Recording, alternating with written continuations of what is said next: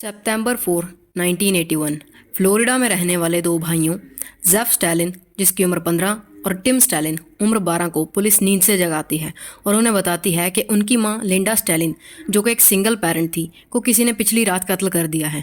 लेकिन ये उन दोनों के लिए बहुत ही शॉकिंग बात थी क्योंकि वो दोनों भी उसी घर में अपनी मां के कमरे के साथ वाले कमरे में ही सो रहे थे, लेकिन उन्हें उनकी मां के कत्ल की भनक तक नहीं लगी। पुलिस को इन्वेस्टिगेशन करने पे पता चला कि लिंडा के साथ रेप हुआ था और उसके कमरे की खिड़की पर एक पंजे का निशान भी मिला था।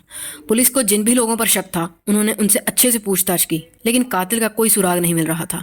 उधर मां की मौत के बाद टिम और जेफ दोनों ही हार चुके थे, उनकी जिंदगी का अब कोई मकसद नहीं बचा था।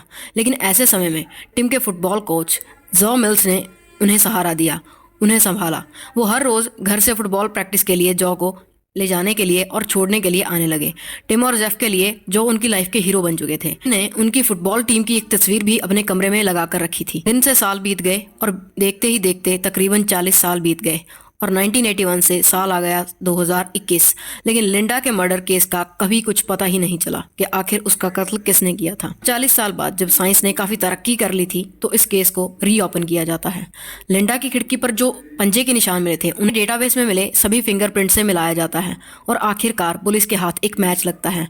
लेकिन जब पुलिस और छानबीन करती है तो उन्हें पता चलता है कि पंजे का निशान किसी और नहीं बल्कि टिम के फुटबॉल को जो मिल्स का ही था। जो को तुरंत गिरफ्तार कर लिया जाता है, जो कि अब उम्र तकरीबन 60 साल हो चुकी थी और उसकी शादी भी हो चुकी थी। इसके बाद जो के खिलाफ मुकदमा चलता है और वो अपने सभी गुनाहों को कबूल कर लेता है कि कैसे उसकी लिंडा पर बुरी नज़र थी शुरू से ही, क्योंकि वो एक सिंगल पेरेंट थी। और एक दिन जब उसे मौका मिला तो वो उसकी खिड़की के सहारे उसके घर में दाखिल हुआ और उसने इस दर्दनाक घटना को अंजाम दिया। टिम और जेफ को जब ये बात का पता चला तो उनके पैरों से तो जमीन ही खिसक गई थी। उन्होंने अपनी माँ के कातिल की तस्वीर को 40 साल से अपने कमरे में लगा कर रखा था। जिस व्यक्ति को वो अपना हीरो समझते थे वही उनकी इस स्टोरी का सबसे बड़ा विलन निकला।